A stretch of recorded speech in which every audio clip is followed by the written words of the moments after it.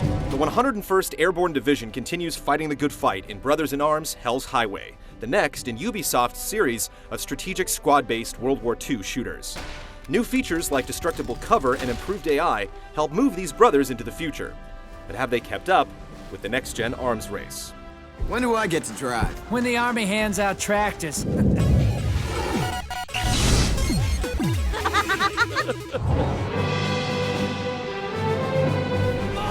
In the newest Brothers in Arms, the path in front of you is Hell's Highway. The historical backdrop is Operation Market Garden, an ambitious but ultimately flawed plan to cross the Rhine and plunge into the heart of Germany. You're given the role of Matt Baker in order to lead a recon squad on the front lines of the operation. You'll need to have played the earlier games to get the full impact of the story. Still haunted by the deaths of comrades from past games, Baker presents the player with a troubled, reflective story that seeps into the gameplay experience as well as the cutscenes. Well-delivered lines and a serious, respectful tone give the storytelling some actual gravity, and you're likely to get something out of it. This is pretty rare in the medium. What is it that makes a great soldier? Is it his brain or his heart? Go, sir! Jasper, bring out the bazooka! Frankie! Hell's Highway hits a halfway point between being a strategy game and a shooter, with a first-person view and the ability to direct multiple squads on the battlefield from that same first-person perspective. The result is a game with a more strategic pace that rewards thinking things through and discourages charging ahead guns blazing. Circles appear over enemies, changing from red to gray as they take fire from your squads. A full gray circle means an enemy has been suppressed and it's safe to move, while a full red circle means the enemy is ready for you to stick your head out so they can blow it off. Paying attention to this system is important, and the overall design emphasizes the need to suppress and then flank your enemies, but crack shots are still able to drop enemies with headshots. The game actually describes each firefight as a combat puzzle, turning each one into basically a set challenge you have to overcome before moving on to the next. You have some degree of freedom in how you take on each battle, but for the most part, it's a linear experience with set enemy positions and cramped areas. At set points, the game breaks off into solo play, isolating you from your squads for a more traditional experience, sniper sequence, or tank power trip. While different, these sequences aren't as well executed as the core gameplay. The single-player campaign is the obvious focus of Hell's Highway, but online multiplayer is also a part of the package.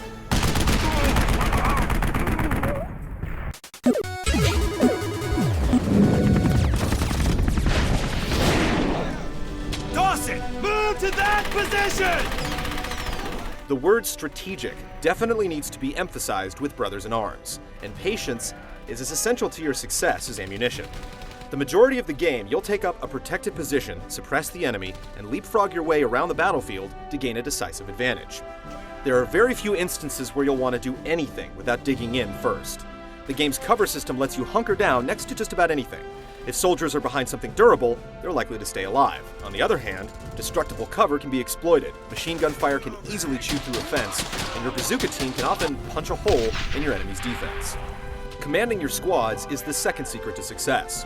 Groups like Assault Team, Base of Fire Team, Bazooka Team, and Machine Gun Team are at your disposal from the start of the game.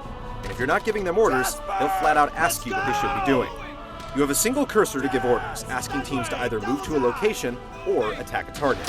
It's simple but effective, and nobody needs to be micromanaged. If Jerry is shooting at them, they're smart enough to shoot back at Jerry. The cover system and squad commands are both good and important features, but both have problems. Trying to dig in at some locations results in awkward deaths, and digging in at the wrong spot can completely obscure your view when you pop up to take a shot. And while your squad is generally pretty bright, they'll occasionally run right in front of enemy fire or try to take cover on the wrong side of a wall. As the leader of your unit, it's up to you to pick up the slack.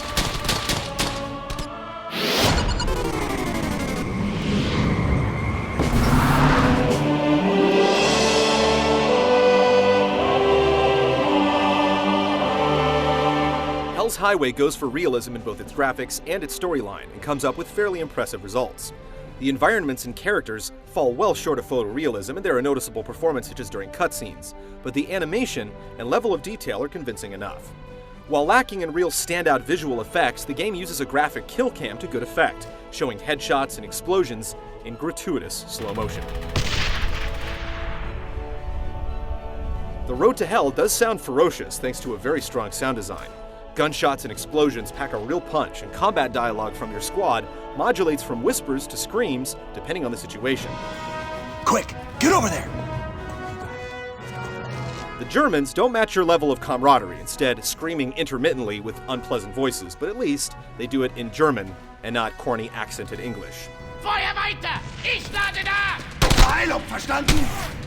When music comes into play, it's with an appropriate mix of emotion and bravado.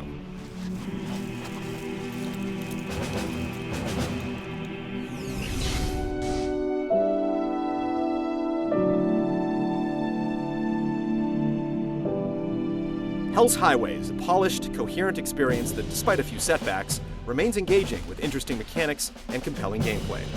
It's also easy to appreciate the respect and authenticity of the game's approach. If you're willing to dig in and weather the difficulty, the journey down this most dreaded road is one worth taking.